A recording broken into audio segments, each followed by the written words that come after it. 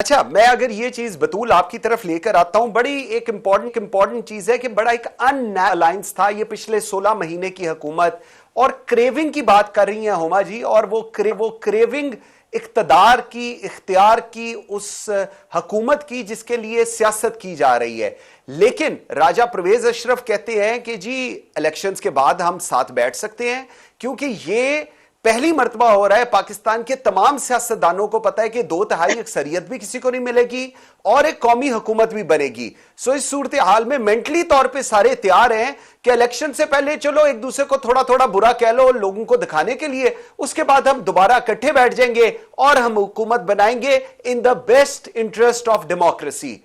Correct me if I am wrong. جی آپ بالکل، آپ نے ایک پوائنٹ آف ویو دیے اور بالکل اٹس ویری ریلیونٹ جو آج کل کے حالات ہیں۔ میں اس میں یہ ایڈ کرنا چاہتی ہوں کہ آصف علی زرداری صاحب نے ایک انٹرویو دیا تھا اور وہ بار بار اس بات کا ذکر کرتے ہیں کہ عمران خان ایک پریزیڈنشل سسٹم لانا چاہتے تھے اور وہ پھر اس کو ایکسٹینڈ کرنا چاہتے تھے، اور اس میں ان کو پوری اسٹیبلشمنٹ کی سپورٹ حاصل تھی، اسی لیے ہم عدم اعتماد لے کے آئے، اور آن دی ادر ہینڈ ہماری کوئی تیاری نہیں تھی کہ ہم نے وہی چلانا کس طرح سے۔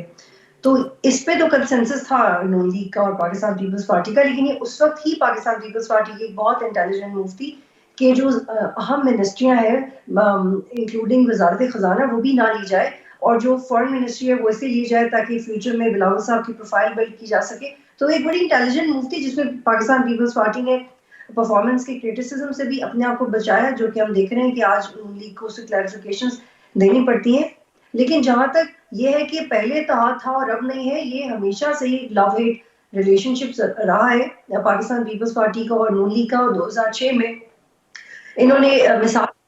کو مستقبل کے لیے بڑا پازیٹیو بنانے کی کوشش کی، لیکن وہ بھی ہو نہیں سکا تھا، کیونکہ چودھری شجاعت صاحب اپنی یہ کتاب میں لکھتے ہیں کہ جو ڈیل ہوئی تھی اور چودھری شجاعت جا رہے تھے تو مشرف صاحب نے ان کو جانے سے منع کر دیا تھا۔ تو ایک بڑا انٹرسٹنگ پورا واقعہ ہے جو انہوں نے اپنی کتاب میں ریسنٹلی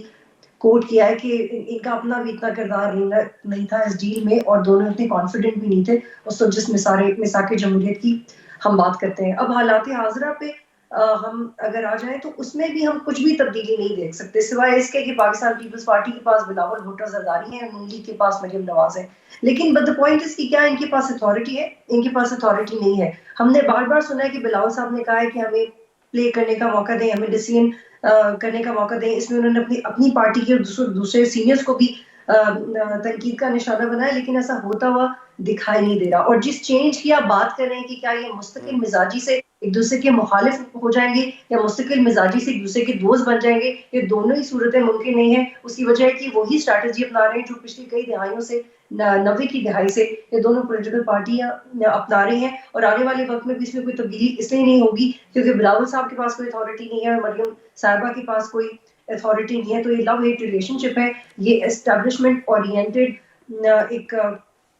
تھاٹ ہوگا دونوں کا، اس میں اپنا اپنا انٹرسٹ دیکھا جائے گا۔ لیکن اس وقت جو بلاول صاحب کے بیانات ہیں، they can not be taken seriously at all, کیونکہ یہ الیکشنرنگ کے موڈ میں ہے۔ پولیٹیکل پارٹیز جیسے کہ آپ نے خود بھی کہا تو ان کا ووٹر تو شاید کنونس ہو جائے، لیکن جو ہم لوگ ڈیبیٹ کرتے ہیں ہم لوگ اس چیز سے کنونس نہیں ہوتے۔ اس بات میں کوئی شک نہیں فی الحال نظر آتا کہ الیکشنز کے بعد یہ دونوں پارٹیز مل کے کام کر رہی ہوں گی، کیونکہ ہم پارلیمنٹ کی طرح کا ماحول لگ رہا ہے اس وقت۔ کوئی بھی فرینکلی پاکستان میں سیاسی جماعت پرفارمنس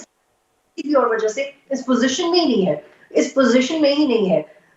کہ وہ 2/3 میجورٹی لے سکے۔ ٹھیک، اور ویری رائٹ، ویری رائٹ۔